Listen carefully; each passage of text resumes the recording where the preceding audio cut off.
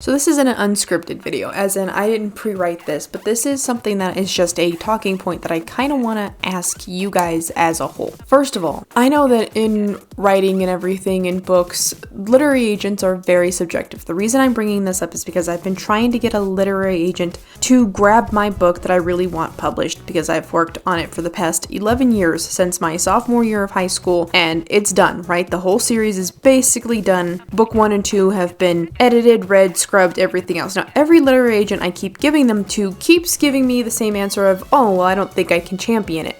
Now, I did get one agent, right, that said, look, it doesn't follow enough of the tropes for what your story is. And I have to honestly ask people, are you guys good with the same tropes? Like, I hate to be this kind of a person, but I'm really sick and tired of reading the same story over and over and over again. And I know I'm whining, right? Full disclosure, I know I'm whining. But I just want to make this a point, right? Why is it that literary agents don't want you to give them new stories? I mean, I cannot think of any modern book that I have picked up, right, except one. And that was a self-published book by another YouTuber who just wanted to write a magical girl fairy story kind of a book. And you know what?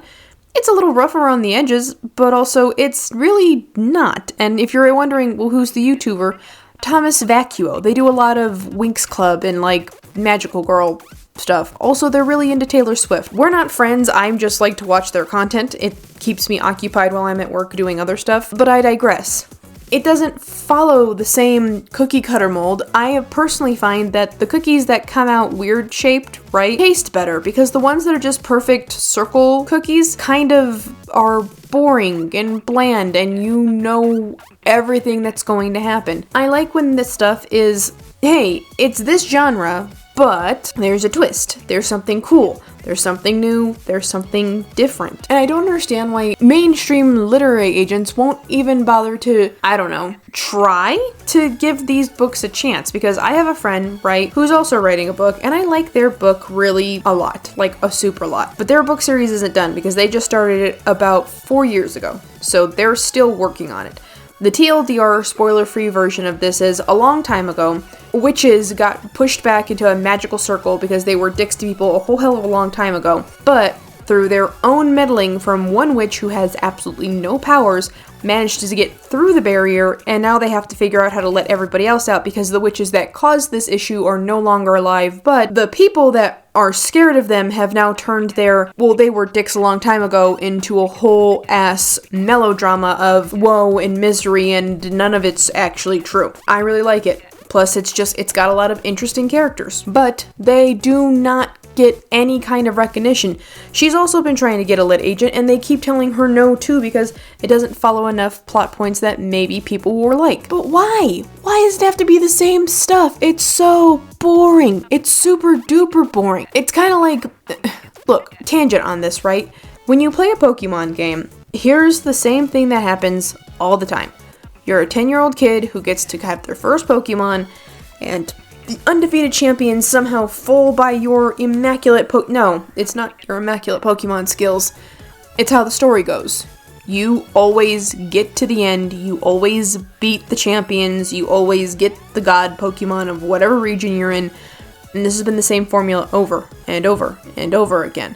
But there's a reason why it works, right? Is because it's a very, on a technicality, a low-stakes story. I want to be a 10-year-old with my superpowered pet to go be the savior of the world that actually has no real villains except for these chumps that keep wanting to steal the Pokemon or cause the end of the world or something, their grand plan. The villains are the only thing that really change, and even then, they're not even really villains. They're just fools that you keep beating too, and it's like, how? Because it's that kind of a story. I'm not saying that we should completely break away from certain tropes. We really shouldn't. If it works and it's a good formula, go do it. By all means, please go do it. But sometimes, maybe once in a while, can we go do something new for a little bit? Just for like maybe a decade? Just so that way people can get new stuff? Because I'm getting disinterested in mainstream stories from like actual reputable publishers that keep putting out the same stories just dressed differently. Oh, it's like this, but with a twist. Oh, it's like this, but with a twist. Oh, it's like this, but with a super twist. Here's the twist that they keep talking about. It's set in slightly different universes, so that way they can't have a copyright claim, but it is. So, do you see the issue? Like, you already know where the story's going to go before you even open up the story. Like, the first chapter or two, you're like, I know exactly where this is going, and I dislike it immensely already. Which is why I think more people are going towards self-publishing books than not self-publishing. Because literary agents, it seems, either have a really, like, death grip on their contracts for being employed that they're just like, no, we can't. We have to meet this certain quota of these certain books or we don't get paid because, well, in all honesty, it's just a thing. And if that's the case, then admit that. Don't say it's a very competitive field and your stuff just doesn't fit the tropes and it has to fit into a mold. I don't want to fit into a mold. Do you want to fit into a mold?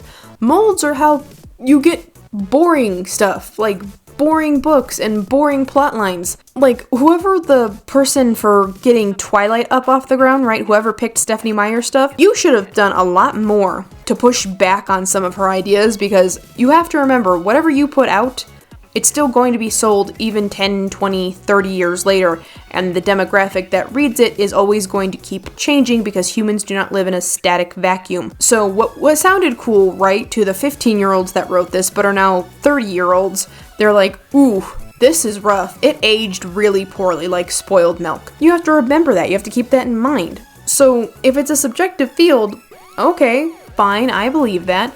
But shouldn't you also think ahead of, if people don't like it now, wouldn't it make sense that maybe they might like it a lot later? Because I remember when I was 15, because I wanted to be hashtag not like other girls, I was really into the Martian Chronicles, right? Where it was just an old story about, hey, people got to Mars and we've been colonizing it and we stole it from the original Martians and now it's just little short vignettes of people living on Mars and basically going through the same steps of everything we did on Earth because we don't really change our shitty behavior as people, right?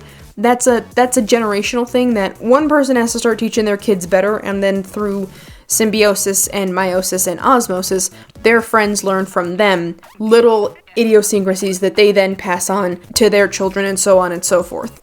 I really liked that book series, but I found this out and I laughed about it. The Martian Chronicles were not well received when it was first published. A lot of people were like, oh, but shouldn't it have been better? Wouldn't we have gotten better? And no, that's not the point.